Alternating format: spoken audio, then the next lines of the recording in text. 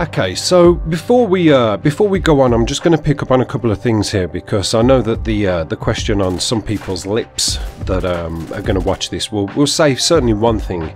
Yes, it is a Call of Duty 4 gameplay, and the sort of thing people say is, it's old, who cares? You know, anything past a year is considered ancient and not to be worried about. Well, the fact of the matter is, I've said before, I care. You know, I care about Call of Duty 4. I care about the older Call of Duties because they still give me that nostalgic feeling. They still give me that warm, tingling sensation in the pit of my stomach where I think back to happy times when, you know, when I first picked up Call of Duty. This was the first one, and this was where it all started out for me. And I was terrible. You know, I was a terrible player. But I had to learn the ropes, and I did it all legitimately. And the second thing I'm going to also say about this gameplay you'll see in the background is I'm going to kind of put it out there that I don't quite understand what's going on here. I can kind of second guess it.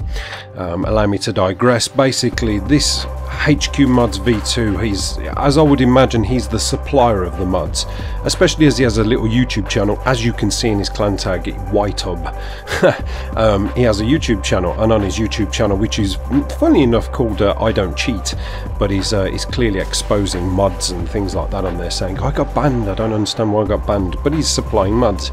And I think he's the supplier of this other guy who's known as Oflictoid.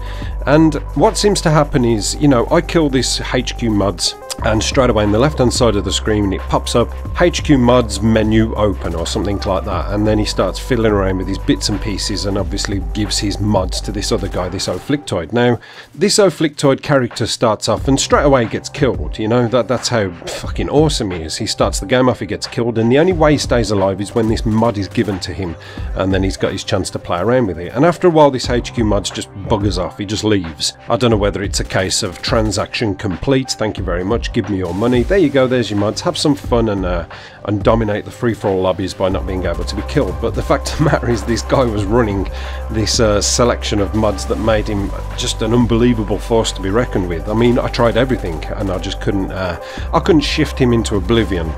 Even at one point I've got the M16, I noob tubed him like 3 times, and he's in the middle of the map with a sniper rifle and people are just firing at him from different angles, and he succeeds in getting a near flawless win, apart from his one death at the beginning where he was foolish enough to wait for his mods to be handed down. Now the question that sort of hangs in the balance is that, okay, I've seen the comments pop up a lot where people say, I mod, it's fun. Fair enough, maybe it is. You know, I'm not hating on modders, I'm really not. Maybe it is fun, but for how long is it fun, and what sense of achievement do you get out of it? I mean, I suppose in some respects it's maybe a form of trolling, maybe, I suppose, you know, I don't know. All I can think back to when I've done a similar sort of thing was way back in the day. PlayStation 1, Duke Nukem. And when you play Duke Nukem, I kind of stumbled across this mod. It was quite weird, really.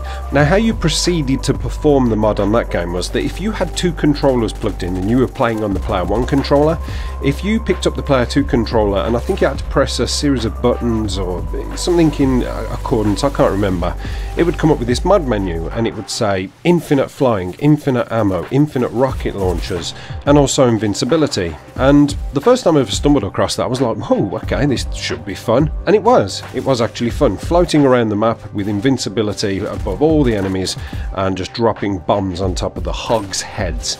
Fun, absolutely awesome fun, and you felt like you were cheating the system. For a while, that's all just for a while, until it got to the point where it was so tedious and boring and it posed no challenge, and you could almost play the game, I don't know, you would stare at the screen and it would go blurry because you didn't have to think and use your brain, that I would just turn the mods off and I would carry on playing as normal.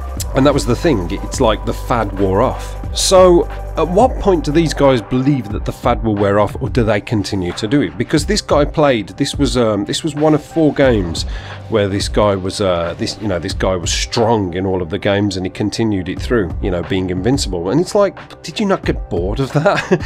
Did you not? Are you one of these people? This is the only thing I can take from this. Are you one of these people in life who likes no challenge?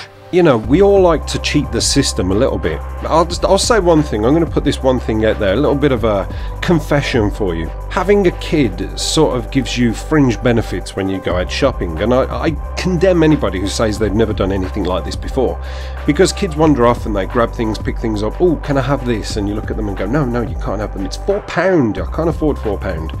But if it's a little handheld thing, sometimes you'll look at them and you'll like look around the shop and say, just hold on to it, okay? Just hold on to it. We'll go to the tills. I'll pay for these, but I'll pay for that, but just keep hold of it. And the child's innocence, which you're totally abusing, they go okay and think that you're actually paying for the item when you're not. You're keeping it safe in your child's hands, away from security's view, and nothing seems untoward. And you get out the shop, get in the car, turn on the turn on the ignition. Bravo, you just cheated the shop out of £4. Don't you feel like a man? Don't you? You used your child for theft. How does that make you feel? And then you think, shit, I'm a bad parent. But I suppose in an act of fair play with gaming, it's fair play. You know, you play free-for-all, you play TDM because you want that challenge. That's why you go and play. I want to play free-for-all. I want to play people of different skill levels, different abilities from different countries if that's the case. And you want to succeed as the victor of these games, knowing in your own mind's eye that you did everything you could to beat the odds that were stacked against you. Modding, yeah, fair enough. It's fun for a bit. I've done the Call of Duty one in the past where we were bouncing all over the map. It was fun for one game. After that, I just wanted to go back to normal. I wanted the challenge. So clearly these modders, they don't like challenges, and for the love of God, if they're willing to pay for this crap, then that's just sad, in my opinion. So yeah, Call of Duty 4, I know it's dead, it's old, who cares? I care. Thanks for watching, guys. Apocalypse done.